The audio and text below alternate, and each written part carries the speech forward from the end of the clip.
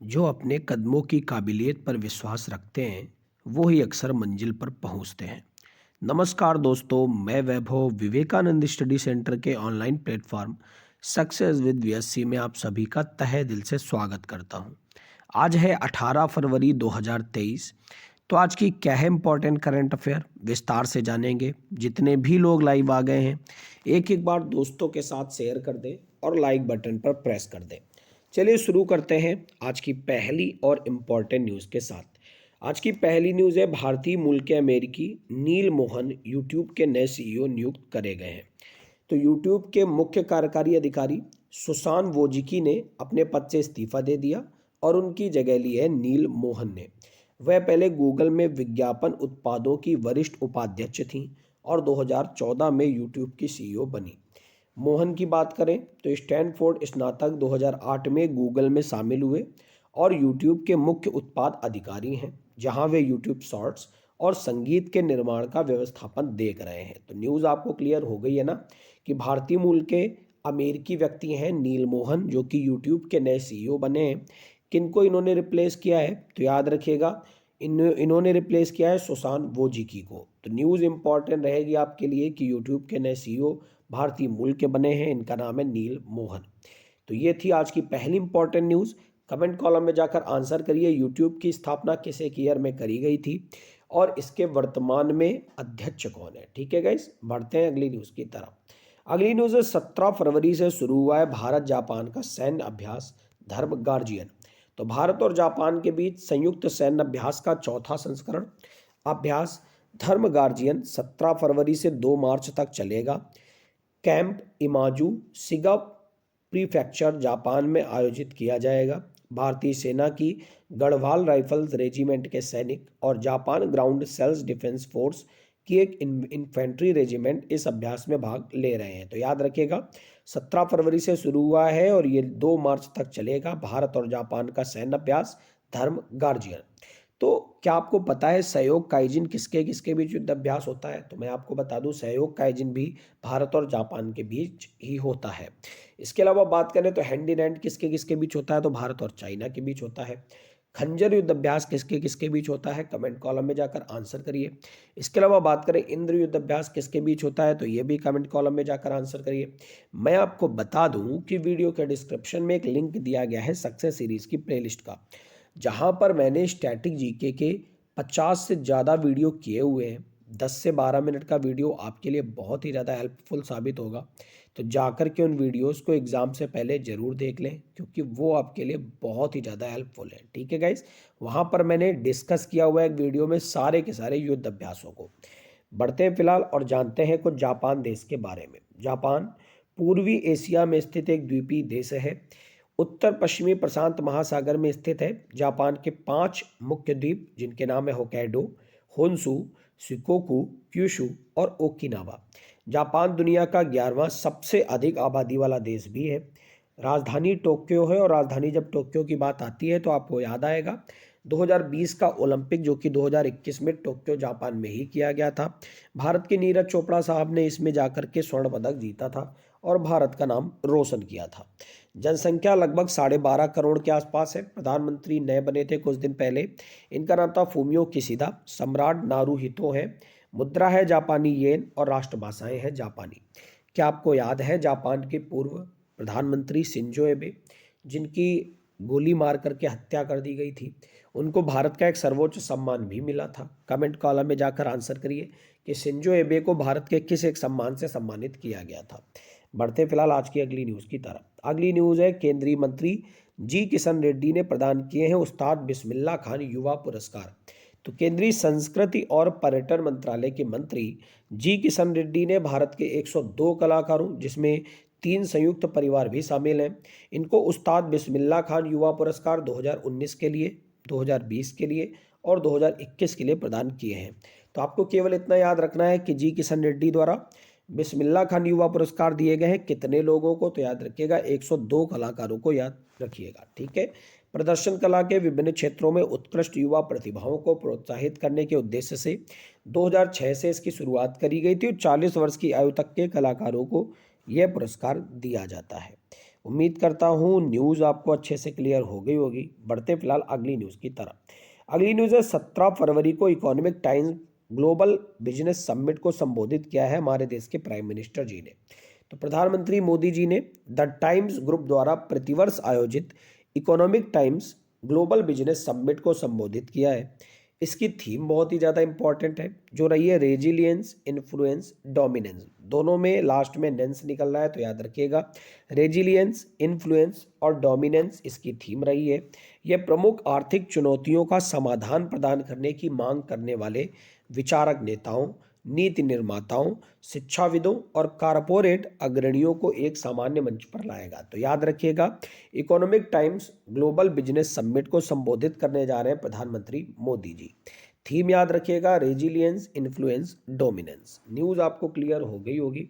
तो अगर न्यूज़ आपको क्लियर हो गई है तो बढ़ते हैं अगली न्यूज़ की तरफ। अगली न्यूज़ है डिजी धन अवार्ड 2022 के तहत कर्नाटक बैंक प्रतिष्ठा पुरस्कार से सम्मानित करी गई है। ये न्यूज़ बहुत ही ज़्यादा इंपॉर्टेंट है उन बच्चों के लिए जो बच्चे बैंकिंग की तैयारी करते हैं। तो कर्नाटक बैंक को निजी क्षेत्र के बैंक श्रेणी में भीम यूपीआई लेन देन में उच्चतम प्रतिशत के साथ लक्ष्य प्राप्त करने के लिए केंद्रीय इलेक्ट्रॉनिक्स और सूचना प्रौद्योगिकी मंत्रालय द्वारा डिजिधन अवार्ड 2021-22 के तहत प्रतिष्ठा पुरस्कार से सम्मानित किया गया है। कर्नाटक बैंक की बात करें तो वर्तमान में अपनी परिवर्तन यात्रा केबीएल विकास 2.0 के तहत एक त्वरित डिजिटल ड्राइव केबीएल एनएक्सटी चला रहा है। ठीक है गाइस, तो याद रखिएगा कर्नाटक बैंक से न्यूज़ है कि डिजिधन अवार्ड 2022 के तहत कर्नाटक बैंक प्रतिष्ठा पुरस्कार से सम्मानित किया गया है। किसके द्वारा? इलेक्ट्रॉनिक्स और सूचना प्रौद्योगिकी मंत्रालय द्वारा। कमेंट कॉलम में जाकर आंसर करिए, इलेक्ट्रॉनिक्स और सूचना प्रौद्योगिकी मंत्रालय के मंत्री कौन है। चलिए कुछ कर्नाटक बैंक के बारे में जान लेते हैं। ये एक भारतीय निजी क्षेत्र का बैंक है, यानी प्राइवेट बैंक है। दक्षिण केनरा क्षेत्र की सेवा के लिए बैंक बनाने वाले संस्थापकों में BR वायसराय आचार्य थे। KSN अडिगा ने 1958 से 1979 तक अध्यक्ष के रूप में कार्य किया। 1966 में कर्नाटक बैंक लिमिटेड ने बैंक ऑफ कर्नाटक का अधिग्रहण किया। इस बैंक की टैगलाइन है your family bank across India. मुख्यालय मंगलुरु में पड़ता है। CEO हैं SS महाबलेश्वर और स्थापना हुई थी 18 फरवरी 1924 को। उम्मीद करता हूँ न्यूज़ आपको अच्छे से क्लियर हो गई होगी। तो कमेंट कॉलम में जाकर आंसर करिए कि प्राइवेट बैंक जो होती है ये किस एक प्रकार की बैंक होती है, कॉमर्शियल होती है या फिर नॉन कॉमर्शियल बैंक होती है। अच्छा, कॉमर्शियल बैंक और नॉन कॉमर्शियल बैंक में अंतर क्या होता है? जब वीडियो ख़त्म हो जाए ना तो वीडियो के कमेंट कॉलम में जाकर के आप आंसर जरूर करिएगा अगर आपको आता है कि कॉमर्शियल बैंक क्या होता है और नॉन कॉमर्शियल बैंक क्या होता है। बढ़ते फिलहाल आज की अगली न्यूज़ की तरफ। अभी मैंने आपको 1-2 दिन पहले ही पढ़ाया था 13 राज्यों के नए गवर्नर बने थे। तो अब गवर्नर्स ने अपनी शपथ लेनी शुरू कर दी है। तो आपको याद होगा पश्चिम बंगाल के गवर्नर कौन बने हैं? आप जल्दी से कमेंट कॉलम में आंसर करिए। यहाँ पर न्यूज़ ये है कि पूर्व DGP वीरेंद्र पश्चिम बंगाल के मुख्य सूचना आयुक्त नियुक्त करे गए हैं। तो पश्चिम बंगाल के पूर्व DGP वीरेंद्र को फरवरी 2023 के अंदर पश्चिम बंगाल के राज्य सूचना आयुक्त के रूप में नियुक्त किया गया है।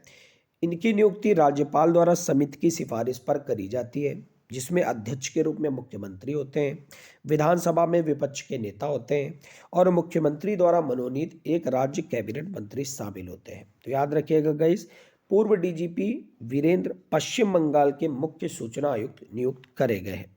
पश्चिम बंगाल की बात करें तो राजधानी कोलकाता है और यहीं पर पड़ता है विश्व का सबसे बड़ा डेल्टा सुंदरवन डेल्टा। यहाँ पर इस समय सरकार है किसकी? तो ममता बनर्जी की सरकार है।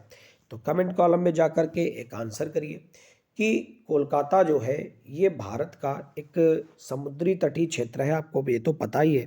भारत के साथ कितने किलोमीटर की समुद्री सीमा साझा करता है? कमेंट कॉलम में जाकर आप जरूर आंसर करिए। ठीक है गाइस, हम बढ़ेंगे फिलहाल आज की अगली न्यूज़ की तरफ और देखेंगे आज की अगली न्यूज़ में क्या है आखिर खास। आज की अगली न्यूज़ की तरफ बढ़ते हैं। अगली न्यूज़ है दिग्गज भारतीय फुटबॉलर तुलसीदास बलराम का निधन हो गया है। तो भारत के महान पूर्व फॉरवर्ड तुलसीदास बलराम का कोलकाता में निधन हो गया है। अखिल भारतीय फुटबॉल महासंघ ने शोक जताया है। तुलसीदास बलराम 1950 और 1960 के दशक में भारतीय फुटबॉल की स्वर्णिम समय के समय एक प्रमुख सदस्य थे। पश्चिम बंगाल के उत्तरपाड़ा में रहने वाले बलराम का कोलकाता के एक शहर में अस्पताल में निधन हो गया है। 85 साल की इनकी उम्र थी। तो बस आपको कुछ पॉइंट ये याद रखने हैं कि दिग्गज भारतीय फुटबॉलर तुलसीदास बलराम का निधन हो गया है। और अखिल भारतीय फुटबॉल महासंघ के वर्तमान में अध्यक्ष कौन है, ये बताइए कमेंट कॉलम में। और ये बताइए अखिल भारतीय फुटबॉल महासंघ की स्थापना किस एक ईयर में करी गई थी। तो न्यूज़ इंपॉर्टेंट है, आबुचरी से न्यूज़ है, आपको याद रखना पड़ेगा। बढ़ते हैं फिलहाल आज की अगली न्यूज़ की तरफ। अगली न्यूज़ है, lieutenant general MV Suchendra Kumar होंगे थल सेना के नए उप प्रमुख। तो lieutenant general MV Suchendra Kumar को भारतीय सेना का नया उप प्रमुख नियुक्त किया गया है। वहीं सेना के वर्तमान उप प्रमुख लेफ्टिनेंट जनरल बीएस राजू को सेना की दक्षिणी पश्चिमी कमान के कमांडर के रूप में बना दिया गया है। BS Raju lieutenant general AS Bhinder का स्थान लेंगे, जो 28 फरवरी को दक्षिण पश्चिमी सेना कमान के प्रमुख के रूप में सेवानिवृत्त हुए। तो यहाँ पर बहुत ही सारी अपॉइंटमेंट है, ये सारी अपॉइंटमेंट आप एक एक करके याद करिएगा, तो वरना आप मिक्सअप कर लेंगे तो आपको एक ही भी पॉइंट समझ में नहीं आएगा। फिर से देख लीजिए एक एक पॉइंट को। लेफ्टिनेंट जनरल एमवी सुचेंद्र बनाए गए थल सेना के नए उप प्रमुख, ठीक है। और सेना के वर्तमान उप प्रमुख जो थे लेफ्टिनेंट जनरल बीएस राजू, इनको सेना की दक्षिणी पश्चिमी कमान का कमांडर बना दिया गया है, ठीक है।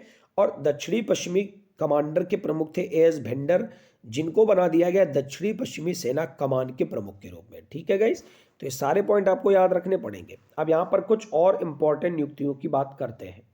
अन्य इंपॉर्टेंट नियुक्तियों की बात करें तो लेफ्टिनेंट जनरल राशिम बाली को लेह स्थित 14 कोर के कमांडर के रूप में नियुक्त किया गया है, जो लद्दाख सेक्टर में चीन के साथ वास्तविक नियंत्रण रेखा यानी एलएसी के साथ सुरक्षा का ख्याल रखता है।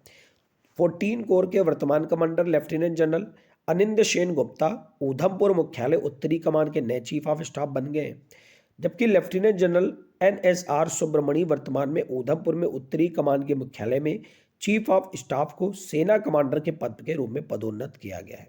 तो आप स्क्रीनशॉट ले लीजिए और स्क्रीनशॉट लेने के बाद इन चीज़ों को मल्टीपल टाइम रिवाइज करिए, सारे पॉइंट अच्छे से लर्न हो जाएंगे, ठीक है। जल्दी से स्क्रीनशॉट ले लीजिए इस पूरी की पूरी स्लाइड का, मैं हटा देता हूँ। जल्दी से स्क्रीनशॉट लीजिए और इसका भी स्क्रीनशॉट लीजिए। आप एक एक पॉइंट को अच्छे से लर्न कर लीजिएगा, क्योंकि आपके एग्जाम के लिए इंपॉर्टेंट है। बढ़ते हैं अगली न्यूज़ की तरफ। अगली न्यूज़ है, दिल्ली को पछाड़कर मुंबई बन गया दुनिया का दूसरा सबसे ज़्यादा प्रदूषित शहर।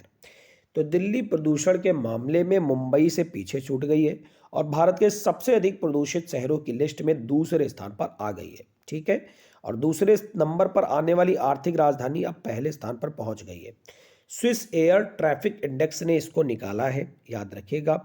29 जनवरी से 8 फरवरी के बीच मुंबई दुनिया का दूसरा सबसे प्रदूषित शहर था। 29 जनवरी को मुंबई आईक्यू एयर रैंकिंग में 10वें नंबर पर था। हालांकि दिल्ली टॉप 10 की लिस्ट से बाहर हो गया है। केंद्रीय प्रदूषण नियंत्रण बोर्ड के मुताबिक इस साल मुंबई में खराब और बेहद खराब दिन पिछली 3 सर्दियों की तुलना में 2 गुने से भी ज़्यादा थे, ठीक है गाइस। तो याद रखिएगा, दिल्ली को पछाड़कर मुंबई बन गया है दुनिया का दूसरा सबसे अधिक प्रदूषित शहर, ठीक है। आइए जानते हैं दुनिया भर के शीर्ष 10 सबसे प्रदूषित शहर कौन से हैं। तो याद रखिएगा, दुनिया का सबसे प्रदूषित शहर है पाकिस्तान का लाहौर। नंबर 2 पर मुंबई आ गया है भारत का। नंबर 3 पर अफगानिस्तान का काबुल शहर है। नंबर 4 पर काओशुंग है ताइवान का। नंबर 5 पर है किर्गिस्तान का बिस्केक। नंबर 6 पर है घाना देश का अकरा। 7 पर है क्राको पोलैंड का। 8 पर है दोहा कतर का। 9 पर है अस्ताना कजाकिस्तान का और 10 पर है सेंटियागो चिली। आपको याद टॉप 3 ही रखने हैं। नंबर 1 पर लाहौर पाकिस्तान, नंबर 2 पर मुंबई भारत, नंबर 3 पर काबुल अफगानिस्तान और नंबर 10 याद कर लेना सेंटियागो चिली, ठीक है गाइस। तो कमेंट कॉलम में जाकर के आपका ये काम रहेगा कि इन सारे देशों के राजधानियों के बारे में आप कमेंट कॉलम में जाकर सारे लोग आंसर जरूर करेंगे, ठीक है। बढ़ते हैं और कुछ और फैक्टर जानते हैं। सबसे पहले तो आईक्यू एयर क्या है जिसने इस इंडेक्स को निकाला है। तो एक स्विस एयर ट्रैकिंग इंडेक्स और एक real time world wide air quality monitor है, जो यूनेप और ग्रीन पीस के साथ मिलकर कार्य करता है। यह केंद्रीय प्रदूषण नियंत्रण बोर्ड के डेटा का उपयोग करके भारत में वायु गुणवत्ता को मापता है। तो याद रखिएगा गाइस, यूनेप की बात करें तो नैरोबी केन्या में इसका हेडक्वार्टर है, यानी यूनाइटेड नेशंस इन्वायरमेंटल प्रोग्राम। बढ़ते हैं आज की आखिरी न्यूज़ की तरफ। पीएम मोदी जी ने आदि महोत्सव का उद्घाटन किया है, ठीक है गाइस। तो दिल्ली के मेजर ध्यानचंद नेशनल स्टेडियम में राष्ट्रीय जनजातीय महोत्सव आदि महोत्सव का उद्घाटन किया गया है। प्रधानमंत्री मोदी जी ने जनजातीय आबादी के कल्याण के लिए कदम उठाने में आगे योगदान देंगे, ऐसी घोषणा करी है। ठीक है गाइज, तो पीएम मोदी जी ने आदि महोत्सव का उद्घाटन किया है, इसको भी आप याद रखिएगा। अभी कुछ दिन पहले ही हम लोगों ने और भी उत्सव मनाए थे, जैसे हम लोगों को याद होगा हम लोगों ने हार्निबिल फेस्टिवल मनाया था। किस एक राज्य में मनाते हैं, कमेंट कॉलम में जाकर बताइए। इसके अलावा संगाई फेस्टिवल किस एक राज्य का, ये भी कमेंट कॉलम में जाकर आंसर दीजिए। तो ये थी ओवरऑल आज की न्यूज़। आपको क्लास कैसी लगी कमेंट कॉलम में जाकर आप जरूर बताया करें। काफ़ी लोग कमेंट्स नहीं करते हो, जाकर के वर्क जरूर किया करो, क्योंकि ज़्यादा से ज़्यादा लोग कमेंट कॉलम में जाकर वर्क करोगे तो आपकी पढ़ाई ही बढ़िया बनेगी। उम्मीद करता हूँ क्लास आपको पसंद आई होगी, तो वीडियो को लाइक करना मत भूलिएगा, दोस्तों के साथ शेयर करना मत भूलिएगा। जितने भी लोग पहली बार जुड़ रहे हो सब्सक्राइब करना मत भूलिएगा। आपका दिन मंगलमय हो। Thank you everyone, God bless you all.